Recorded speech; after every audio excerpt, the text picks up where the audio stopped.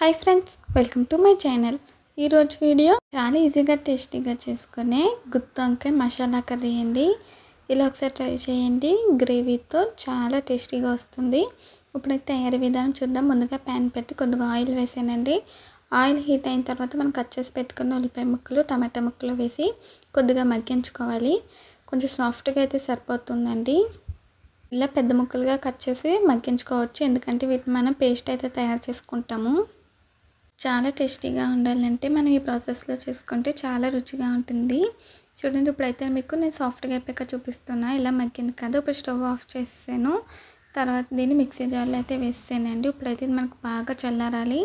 ఇది మొత్తం కూల్ అయిపోయిన తర్వాత మూత పెట్టేసి మనమైతే మిక్సీ పట్టుకోవాలి.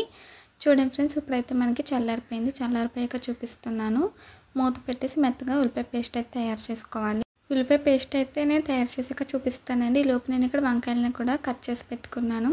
గుత్తి వంకాయకి మనం ఈ విధంగా కట్ చేసుకోవాలండి. చూపించే విధంగా వంకాయలను అయితే కట్ చేసుకున్నాను. తర్వాత వంకాయల్ని మనం ఉప్పు నీటిలో వాష్ చేసుకోవాలండి. తర్వాత మామూలు వాటర్తో కూడా వాష్ చేసుకోవాలి. కట్ చేసిన వంకాయల్ని వాటర్లో ఉంచుకోవాలండి, లేదంటే కలర్ చేంజ్ అయిపోతుంది. ఒక 5 times వరకు బాగా వాష్ చేసానండి. ఇప్పుడు అదే ప్యాన్లో ఇంకొంచెం ఆయిల్ వేసాను. తర్వాత అందులోకి వంకాయలు వేసుకొని ఫ్రై చేసుకోవాలండి. వంకాయలని మనం అన్ని సైడ్స్కి కూడా తిప్పుకుంటూ సాఫ్ట్గా మగ్గేలాగా వేయించుకోవాలి. ఈ లోపు మనకి ఉల్లిపాయ పేస్ట్ అయితే చూపిస్తానండి. చూడండి, ఇలా కచ్చపచ్చగా మిక్సీ పెట్టుకుంటే సరిపోతుంది. వంకాయలు కూడా మనకి మగ్గిపోయినాయండి. చూడండి, ఇలా వస్తే సరిపోతుంది. ముందుగా వంకాయలు ఫ్రై చేసుకోవడం వల్ల టేస్ట్ అనేది చాలా బాగుంటుందండి. ఈ విధంగా ట్రై చేయండి. ఇప్పుడు ఈ ఫ్రై అయిపోయిన వంకాయలని ఒక ప్లేట్లోకి తీసుకొని పక్కన పెట్టేసాను. గుత్తి వంకాయ మసాలా కర్రీ మనకి జీరా రైస్లోకి, అలాగే బగారా రైస్లోకి, చపాతీ రోటీలోకి కూడా సూపర్ కాంబినేషన్ అండి. వైట్ రైస్లోకి అయితే ఇంకా అదిరిపోతుంది. ఇప్పుడు మళ్ళీ అదే ప్యాన్లో ఇంకొంచెం ఆయిల్ వేసి మనం మిక్సీ పట్టుకున్న ఉల్లిపాయ పేస్ట్ అలాగే పచ్చిమిర్చి వేసి వేయించుకోవాలి. ఆల్రెడీ ఉల్లిపాయలు ముందుగానే వేయించాం కాబట్టి ఇప్పుడు తక్కువ సేపులోనే తొందరగా ఫ్రై అయిపోతుంది. తర్వాత ఇందులో ఫ్రెష్గా చేసిన అల్లం వెల్లుల్లి పేస్ట్ వేసాను.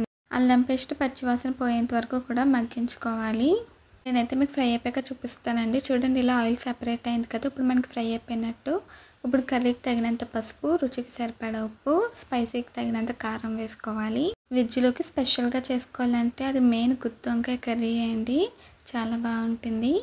తర్వాత ఇందులో గరం మసాలా పొడి కూడా వేసి ఒకసారి బాగా కలిపి ఈ మసాలాలను కూడా ఆయిల్లో ఒక 2 నిమిషాల పాటు లో ఫ్లేమ్లో పెట్టి మగ్గించాలి.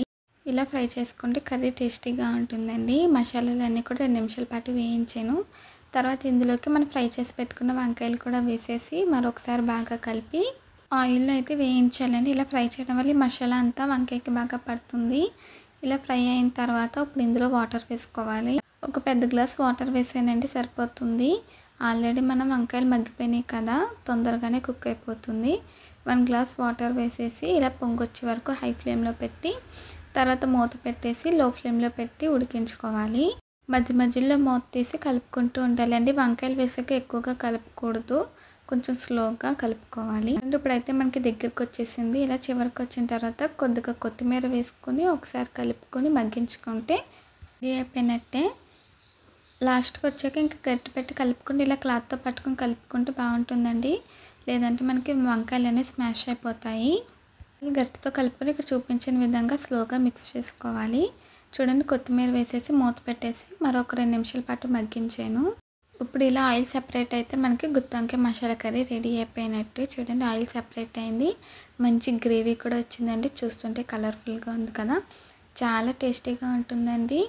ఒకసారి ట్రై చేయండి, ఇంట్లో వాళ్ళందరికీ కూడా బాగా నచ్చుతుంది. వంకాయ కూడా మనం తిన్నప్పుడు చాలా సాఫ్ట్గా ఉంటుందండి, వెన్నెలా కరిగిపోతుంది.